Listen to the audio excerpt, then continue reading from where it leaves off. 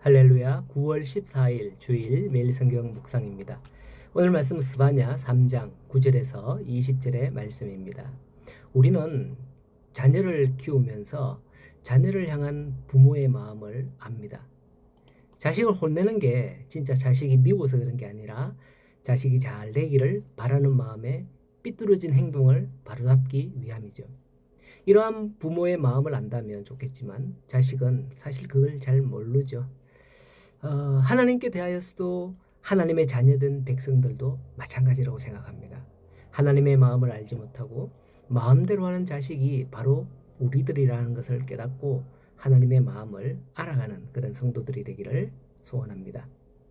타락한 이스라엘을 심판하시고 더불어 이방 나라들을 심판하시는 하나님을 스가랴서에서 보여주고 있습니다. 그 날이 바로 여호와의 날이다라고 불리죠.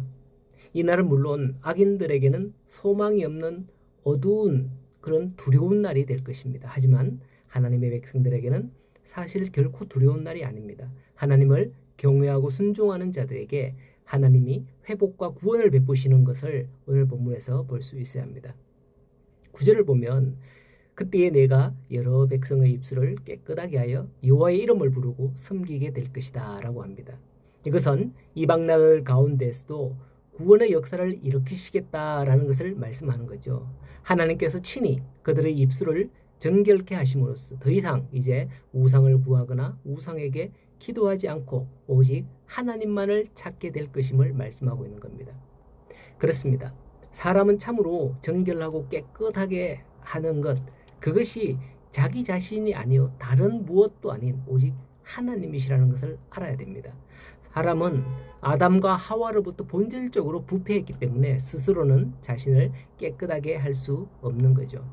그래서 우리 기독교의 정결함은 대속의 정결이고 대속의 구원인 겁니다. 누군가가 나를 위해 대신해야 한다는 거죠. 그분이 바로 예수 그리스도인 겁니다. 우리가 만약 예수님의 말씀을 듣고 바르게 살기 위해 예수님이 이 땅에 오신 게 아니죠. 죄 없는 분이 우리 죄 대신해서 제물이 되어 주신 것입니다. 이렇게 하나님께서 친히 그들의 죄를 사하여 주셔야 우리는 깨끗함을 입을 수 있는 것이죠. 10절 말씀을 보면 내게 구하는 백성들 흩은 자들의 딸들이 구스강 건너편에서부터 예물을 가져오리라 라고 합니다. 여기 구스라는 곳은 에디오피아를 말하거든요. 구약시대의 구스는 저 유대의 남쪽 아래 잘 남쪽 먼 나라에 있는 걸 의미합니다. 그러므로 구스에서 나온다라는 것은 곧 땅 끝에서부터 여호와께 나온다라는 것을 의미하는 거죠. 예수님께서 성천하실 때에 제자들에게 이르기를 땅 끝까지 이르러 내 증인이 되라라고 했습니다. 이런 내용을 볼 때에 구스를 언급하는 게 어떤 의미인가라는 것을 여기서 깨달을 수 있는 거죠. 13절에 이스라엘의 남은 자는 악을 행하지 아니하고 거짓을 말하지 아니한다라고 합니다. 이 남은 자는 하나님을 경외하는 모든 영적인 이스라엘, 즉 하나님께서 택하신 모든 자들을 지칭하는 겁니다. 다른 자들은 어떠했냐? 11절에 보면 교만하여 범죄한 자들이었습니다. 그들은 이미 앞서 심판을 받게 된다고 했던 거죠. 그러나 하나님은 이처럼 여호와를 구하는 자들을 남겨두실 것을 말씀합니다.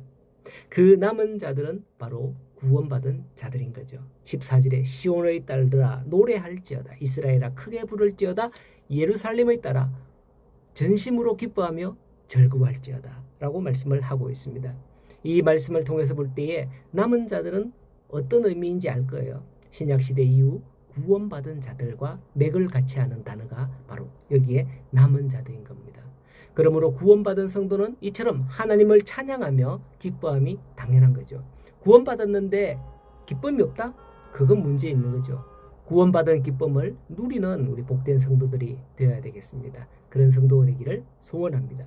자, 이제 17절을 보면 너희 하나님 여호와가 너희 가운데 계시니 그는 구원을 베푸실 전능자시라. 그가 너로 말미암아 기쁨을 이기지 못하며 너로 잠잠히 사랑하시며 너로 말미암아 즐거이 부르기 기뻐하시리라 라고 합니다.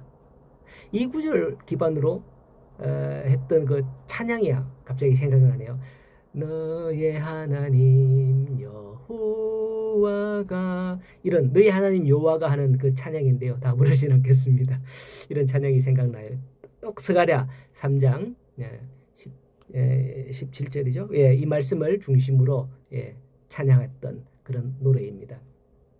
이 말씀은 여호와의 구원이 얼마나 은혜롭고 감사한 것인가를 일깨워주는 구절이자 찬양이 되는 말씀입니다. 이러한 기쁨이 없이 여호와께 돌아오는 자들은 아마 18절과 같은 상태가 아닐까 싶어요. 절기로 말미암아 근심하는 자들인데 그게 그들에게 지워진 짐처럼 여겨진다는 거죠. 뭐 우리가 보면 우리나라도 두 번의 명절 있잖아요. 설 명절, 추석 명절. 며느리들에게는 그게 막 짐이잖아요, 그죠? 그처럼 짐처럼 여겨진다라는 거죠. 절기가 되면 여호와께 제사를 드려야 하고 금식을 해야 되고 이런 게 하는 게 구원의 기쁨 없는 자들에게는 그게 짐처럼 느껴진다는 거예요. 하지만 구원의 기쁨이 있는 자들은 18절처럼 그날에 즐거이 부르며 기뻐할 것입니다. 하나님을 기뻐하는 자들에게 19절에 칭찬과 명성을 얻게 하리라 말씀하죠.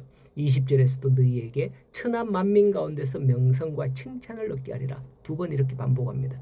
여호와의 말이니라. 마지막에 여호와의 이름으로 도장 찍죠.